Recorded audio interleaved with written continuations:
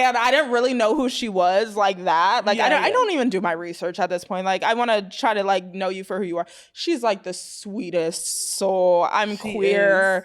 She's, like, huge on that. Like, she was just, it was awesome. Like, I fuck with her. I love that. You guys look so good. She actually reached out to me as well, so I might be doing season 2 of Francesca. My God, I know, and I love her. I'm just like, and when I watched, so Francesca is on Too Hot to Handle season 1. If you guys saw that show, she was like the girl in the house that all the guys wanted, and like it was like weird because like on those shows usually people like pair up like, oh, I like this one, I like this one. No, it was like 5 girls, 5 guys. All 5 guys wanted Francesca. Okay, she was that girl. I still haven't seen it. I need. Oh my God, it's so juicy. Her, yeah. I love Chloe. Like, I mean, obviously Francesca, but I love Chloe because she's so cute and like. Yeah. Anyways, when you watch it, you'll see like she's just so adorable, like the way she talks and stuff. But yeah, so I love her. Do it. You have to do it. She's like, I think she's a really amazing human. Like. Which I love. Like, if I think you're a good human, like, I fuck with you for real. Me too. Yeah, and she's a good human. Like, she'll reach out to me. I mean, we don't talk often, you know. She's famous, you know. But, like, randomly, she'll comment on my TikToks. And, like, anytime I'm talking about, like, inclusivity and stuff, she comments. And that just means a lot, too, because she's pushing that on her platform. Like, right. So, you say, like, you talk about inclusivity and you being queer. Can you tell me a little bit about that? Like, when did you discover yourself in that area? Yeah. I mean, I grew up Catholic, like a lot of Caribbean people. Homophobic as fuck. Go to the islands, homophobic as fuck. Okay, I'm not gaslighting. Homophobic. I have a love-hate with the Caribbean because of that. But like, it's so funny because now I'm like, oh my God, you were so gay your whole life. You were so gay, Mahala. Like, signs after, like, all my friends were gay. My mom sent me to a private Catholic school. They were gay. Like, how are they gay at a private Catholic school? They were all gay. All my guy friends, flamboyant, gay. All my girlfriends, eating high school pussy, sneaking at sleep, like gay. Everyone around me was gay, but of course I was like, not me, I'm straight. And then and then by the time I was like 18, all my friends are gay, so like my friends started plotting on me. Okay, and not plotting on you. They were plotting, all of them. So what's your coming out story to your Caribbean family? What was that like? I wish I had like a story. It's been more like random, like word burst. Like, so all my cousins know because they follow me on social media. I've been like gay as hell, you know, but I never like, I hadn't dated a woman serious enough to bring her home. So it never really mattered because I technically brought home men. And so they just assumed, I mean, but then when I was a full-time artist, I was like painting vaginas, like for Amber Rose Slutwalk. So trust me, like mom knew, but was like, we won't talk about it. Like dad too, like that's my new joke. Like really, y'all don't know I was painting vaginas all the time. And then my dad like paints. I'm like, would you paint penises? He was like, I guess that is gay. Yeah, I wouldn't. Like, yeah, no, you wouldn't, bro. Deadass. So with one of my sisters identifies as queer too, and she's really an activist, very outspoken in our family. I'm actually the quiet one. So she kind of actually just started telling everyone I was queer, thinking they knew because like I'm super queer on social media. It wasn't that I was hiding it, but like I said, it just wasn't relevant. And I think I just knew how homophobic my family was. But then this year I was like, oh, I could be leaning more towards lesbian than even... I guess you can say I'm pan. I say queer, but like pansexual. But I was like, I may be lesbian. I was kind of discovering that this year, or maybe I'm not. Whatever. We'll see. We'll have an update soon. But yeah, so this year it was just kind of like whatever. And I was with my dad one day and he said something. I was like, I mean, Dad, I'm probably going to end up with a woman. And he was like, what? You know, like what?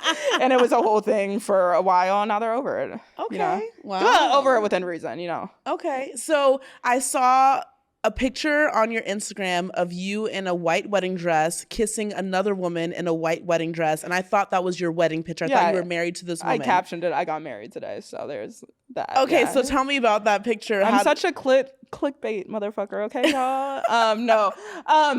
Bunny is someone, I'm single right now, but you know, like I'm casually dating. So Bunny's someone I'm dating and she cares. She's a model as well. She cares a lot about inclusivity. And I was telling my agents actually that like, I want to be the face of pride campaigns. Like that really matters to me. Like I would rather us start pushing more of like who I really am within my modeling. Like I want to be more than a model. I bring a lot of aspects to the table. And they were like, okay, like cool. We do submit you, but like, do you have a partner? And I was like, no. And they were like, okay, well, they're like, we're definitely not saying you have to, but we've been submitting you for that from day one and we don't get any bites. They're like, do you have anyone who is like willing? And I was like, oh my God, yeah. And they're like, it just makes a difference. And even if it's like a friend, they're like not trying to fake it, but like it's easier to like put a couple out.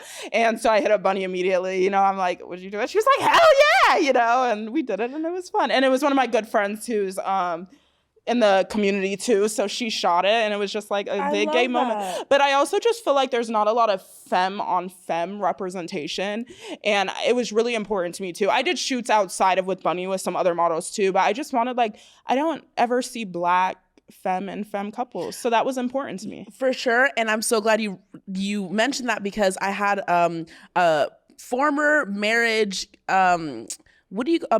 former matchmaker on my show, episode 7. Her name is 𝐥𝐤𝐤𝐿, and she is a femme lesbian who likes other femme lesbians. And she was talking about that. She's like, there's not a lot of representation for femme on femme. Like she wants more of that and she doesn't see it. So I love that people are more promoting something that needs to be shown, because there are people that are into that. Yeah. You know? So originally I think it was like, yeah, I would love to be those campaigns. Like, so I think first it was strategic for me. And then when I started planning it, I was like, actually, this is really important, like to see this, you know?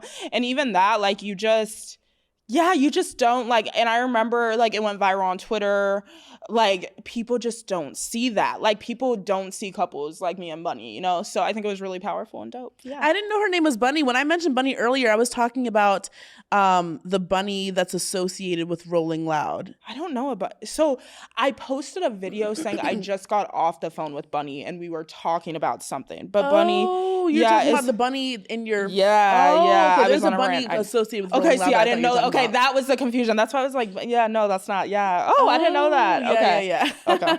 Oops, Rolling Loud. They're probably like, I don't even know this girl. Poor Bunny. Sorry, Bunny. Poor Bunny. Oh, yeah, okay. yeah. That's so cool. So what are your goals coming up? Like, you know, you said you want to be the face of Pride and you want to do those things. What do you see in like the next couple years where your career is going and where you want it to go? Yeah.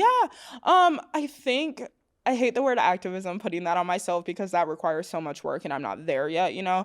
But activism is really important to me. And I feel like I'm never fulfilled unless I'm like giving back and making a difference with my voice. So of course I want to model, and I feel like the platform it's going to give me is going to be so important for my career, but I want to be like a model that is speaking out on shit. Like even that, like I want to talk about the industry, because this industry is glamorous, but it's also not. Like, and like even I promote that a lot on my TikTok, like a bunch of girls, I put a lot of like how you can get signed and all that out. But I always have to tell them too, like as a Black woman, let alone a Black plus woman, don't think this shit's easy. Like, can you tell us a story and give us an example of like what problematic things that you're talking about in this industry that you faced or you experienced that you feel like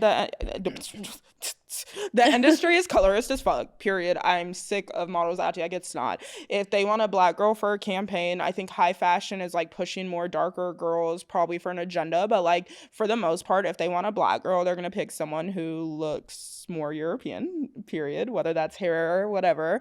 They still don't hire enough stylists that know how to do Black hair. My hair is very easy to manage and I have issues, so I can only imagine the girls with coarser hair, because my hair is very easy to manage.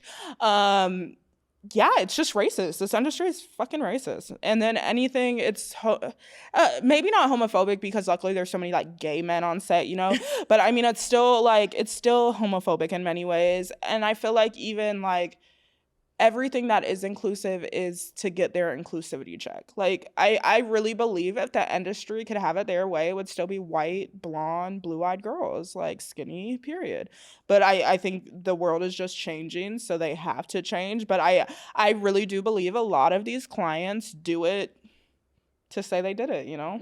I see. Yeah. Well, that's amazing that you want to make a difference, and that's like part of your platform, that you want to push that, because that's like the real you. And I feel like people need to see more authentic selves, more people being real and authentic about what they want to see, what's going on. And the fact that I'm even inspired that you say that you see changes, that you see things that are changing, that are happening. And I see it too. And I love that. And I feel like the more we push that, the more people that we see, the more normal it becomes. And I feel like we need to normalize fat bodies, plus bodies, black bodies, trans bodies. Like, we need to normalize these things because like people exist. We can't just ignore people just because we have a bias towards them. That's not right. That's not a good thing to do, you know? So I just love the representation of what you're saying. Yeah. So can you name a couple of maybe dream clients or dream campaigns that you would want to be associated with? Yeah, definitely just anything like Pride, just to like, I mean, I would cry if I saw me on a Pride billboard, you know. I would love to work for brands that I think really are inclusive. Like even, and people may drag me for this, but I find Skims inclusive. They hire every shape, body, color, and they're one of the first brands to do it to that level on a lingerie or undergarment brand. So, I mean, people have their issues with Kim K, but I mean, I would say her company is inclusive as hell, you know? And so like, yeah, I want to work for companies that actually want. I want to work for companies that pay proper rates to Black models. I don't think it's so much of like who I want to work with. Of course, like I have a list of things, but I want to be seen. So, you know, if that's like, I just did a big campaign with Walmart. Some people are like, Walmart? I mean, it was the most huge I've ever made, and it was a huge campaign. I'm probably going to be in all the stores in the US. Like, amazing. So I'll work for Walmart if Walmart's paying and Gucci isn't, you know, like it's whoever. I mean, of course I want to get into high fashion too. When I was with IMG, that was kind of the direction my career would have went, but I also don't have an issue with ecom. And I also don't, like, I'm still humble. Like, I worked for a small business recently that barely could pay, and my agents were like, do you even want to do it? And I was like, hell yeah. It was like a woman-owned sister business, like, yeah, like, and they don't have the same funds as big companies. So yeah, I don't know if there's like really specific clients. Of course I get excited about some, but yeah, I love that. Is there any like lasting words or something you want to leave with someone who's hearing your story that maybe is coming from a small town who is Black or plus or queer, or anything that you've like that's part of your platform? Is there anything that you would say to them like as an encouragement if they wanted to be in your shoes one day and come towards the direction that you're in with your career right now? Yeah, for sure. We all have to start from somewhere, you know.